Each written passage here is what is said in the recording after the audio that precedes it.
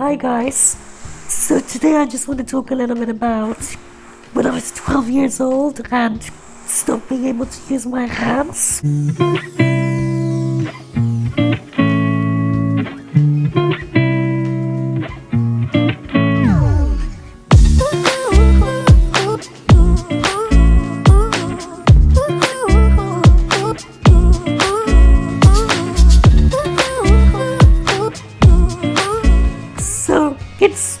It's not really a funny story, but it's kind of a funny story.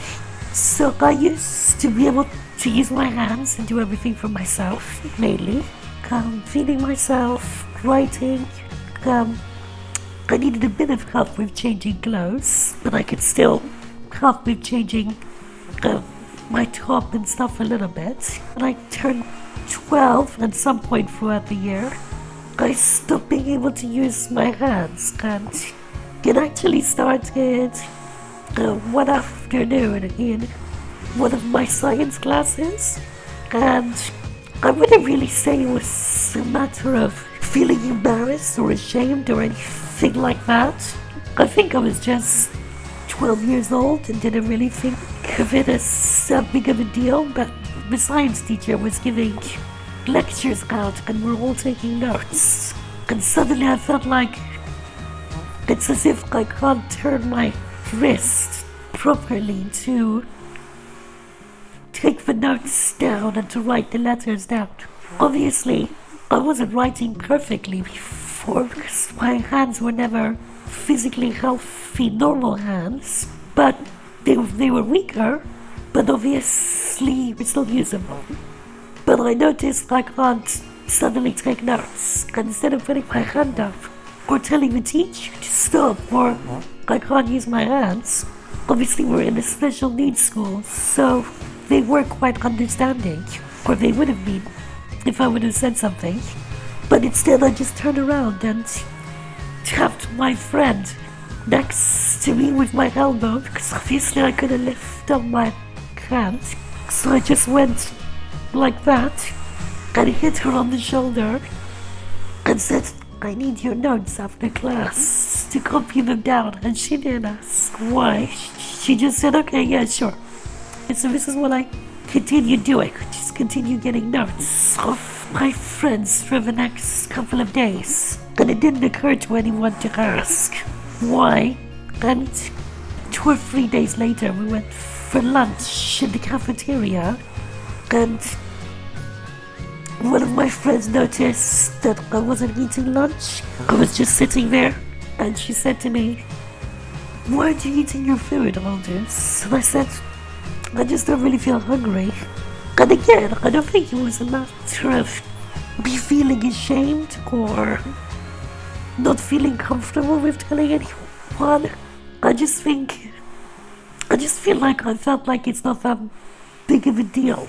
It's not important enough to mention, even though it really was quite important to mention. Maybe it's just putting it down to being 12 years old, to not taking anything too seriously, which I never used to do when it came to my condition anyway. I just always learned to roll with the punches, as I say. My friend was telling me, "Why aren't you eating your lunch?" And I said to her, "I can't use my hands. It's been 2 days where it started. My mom knows at home, but she's giving me dinner and stuff at home. I've stopped being able to use my hands." And she opened my lunchbox. She started feeding the sandwich, helping me with having the sandwich, and my lunch and my drink and everything. But I had told her that I don't want anyone knowing yet. At some point, that's fine, but I'm just not ready for any of the teachers. Students were okay, my friends were okay. I just didn't want the teachers and other people knowing yet. So we kind of had a bit of fun with it when the teachers would come around the tables as they used to in high school and look at everyone's tables, stand above you for a few minutes, and then walk away to the next table. My friend would quickly give me a bite of food as the teacher teacher was walking towards us so they wouldn't see. Then I would wait for the teacher to leave before she would give me another bite of food. And because of it, she always used to tell me that her mom doesn't allow her to drink Coke and lunch only once a day for dinner at home. And I always used to have Coke with my lunch when I was younger. So I used to ask my mom to pack 2 cans of Coke in my lunchbox every day. That was my way of saying thank you to her and for giving me lunch every day. And that lasted for about 2 months.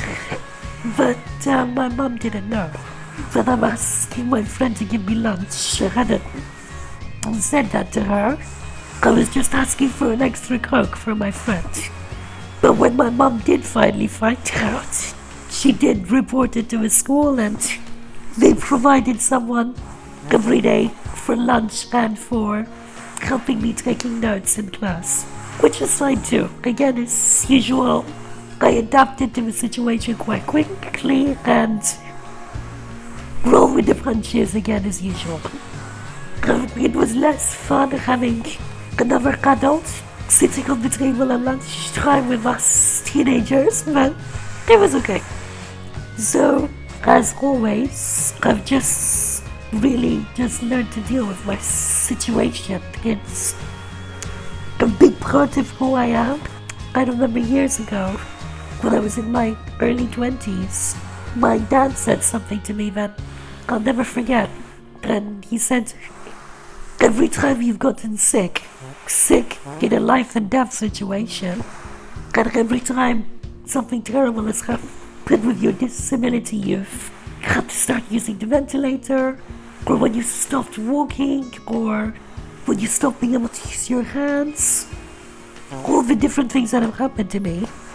He said, I remember thinking when you were a child, you never asked me or your mom once, why is this happening to me? Why did this happen to me? I don't understand it. He said you never reacted, you never cried, you never got angry, you never asked any questions about it, you just kept on going, as if it was normal, and the next day, just what's next, what are we doing next? It never occurred to me to get upset or dwell in what's happened, or losing one of my abilities, which is a really big deal. But for some reason it just never occurred to me to stop and think about it. It was just always continue with what I have to do next. And again, I think that's one of the biggest reasons what's pushed me to be here today is that I don't see my disability necessarily as a barrier to what I'm supposed to do in this life. It's a great restriction. It's the biggest restriction of my life, is my disability. I do believe I have really achieved quite a lot in the time I've had, and I'm gonna keep achieving and trying to help others and contribute to society as much as I can till the very end. And I believe my life has made a great difference to others. I think I have helped to inspire other people with their own problems in their own lives, or at least I hope so.